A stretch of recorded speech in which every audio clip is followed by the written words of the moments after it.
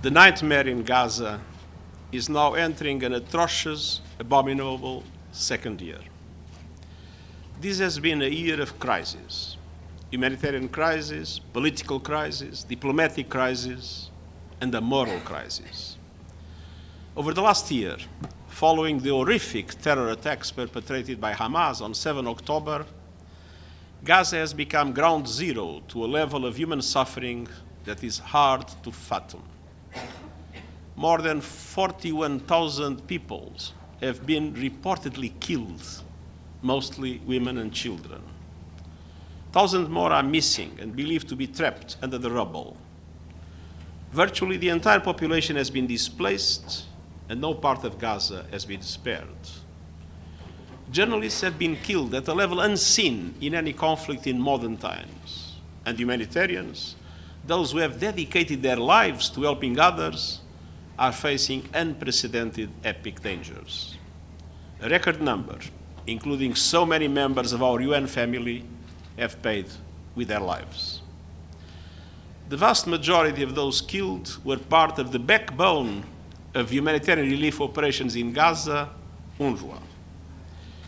In the midst of all the upheaval, UNRWA, more than ever, is indispensable. UNRWA, more than ever, is irreplaceable. That is why I've written directly to Israeli Prime Minister Benjamin Netanyahu to express profound concern about draft legislation that could prevent UNRWA from continuing its essential work in the occupied Palestinian territory. Such a measure would suffocate efforts to ease human suffering and tensions in Gaza and indeed the entire occupied Palestinian territory. It would be a catastrophe in what is already an unmitigated disaster. Let's be clear in practical terms what such a measure would mean. Operationally, the legislation would likely deal a terrible blow to the international humanitarian response in Gaza. UNRWA's activities are integral to that response. It's not feasible to isolate one UN agency from the others. It would effectively end coordination to protect UN convoys, offices and shelters, serving hundreds of thousands of people. Without UNRWA, the delivery of food, shelter and health care to most Gaza's population would grind to a halt. Without UNRWA, Gaza's 660,000 children would lose the only entity that is able to restart education, risking the fate of an entire generation. And without UNRWA, many health, education, and social services would also end in the occupied West Bank, including East Jerusalem. If approved, such legislation would be diametrically opposed to the UN Charter and in violation of Israel's obligations under international law. National legislation cannot alter those obligations. And politically, such legislation would be an enormous setback to sustainable peace efforts and to a two-state solution, fanning even more instability and insecurity. This draft legislation comes at a situation in which Gaza is in a death spiral. The latest developments in the north are especially dire. We are witnessing a clear intensification of military operations by Israel. Residential areas have been attacked, hospitals ordered to evacuate, and electricity cut off, with no fuel or commercial goods allowed in. Around 400,000 people are being pressed yet again to move south to an area that is overcrowded, polluted, and lacking the basics for survival. Consider the situation for a family in the Jabalia refugee camp in the north. They were ordered to leave their homes in October 2023. Active operations subsided, and they returned. They were once again ordered to evacuate in December 2023. Active operations subsided, and they returned. They were ordered again to evacuate in May 2024. Active operations subsided, and they returned.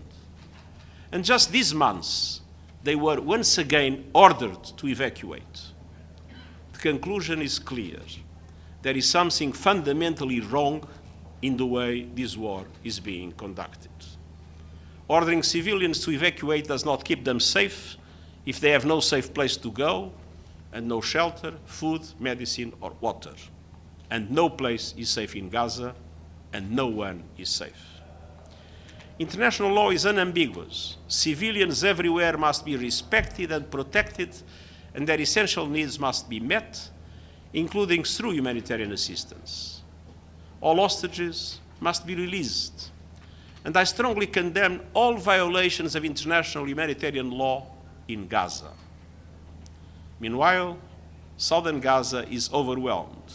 Supplies are running low, and Israeli authorities are only allowing a single unsafe road for aid from the Kerem Shalom crossing, where humanitarians face active hostilities and violent armed looting, fueled by desperation and the collapse of public order and safety.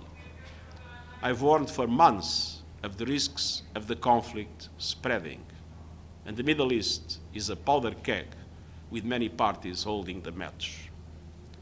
The situation in the occupied West Bank is boiling over, and now in Lebanon, attacks, including on civilians, are threatening the entire region.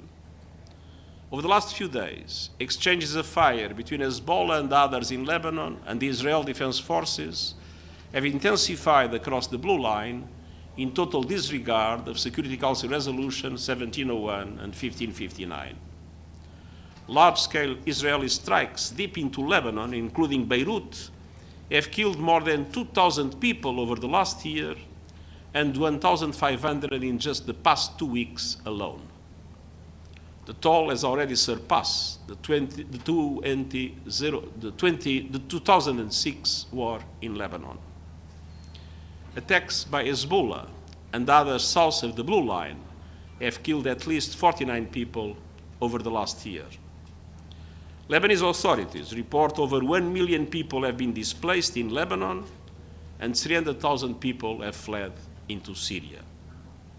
Over 60,000 people remain displaced from northern Israel. Recently, the IDF started incursions across the blue line. We are on the verge of an all-out war in Lebanon with already devastating consequences. But there is still time to stop. The sovereignty and territorial integrity of all countries must be respected. And members of our own peacekeeping force in Lebanon, UNIFIL, continue to carry out their mandates to the extent possible. The mission relies on full compliance by all parties. And I want again to express my gratitude and admiration to our peacekeepers and troop-contributing countries. The men and women of UNIFIL are serving in what is today the most challenging environment for peacekeepers anywhere. All actors must ensure their safety and security, and we must do far more on the humanitarian front. The $426 million humanitarian aid appeal for Lebanon is only 12% funded. I urge donors to step up. Dear ladies and gentlemen of the media, the conflict in the Middle East is getting worse by the hour, and our warnings about the horrific impacts of escalation keep coming to pass. Every airstrike, every missile launch, every rocket fired pushes peace further out of reach and makes the suffering even worse for the millions of civilians caught in the middle.